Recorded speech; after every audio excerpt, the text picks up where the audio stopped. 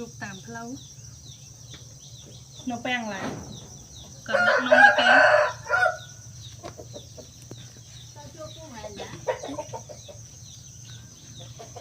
chụp bèn lại đặt nó mấy cái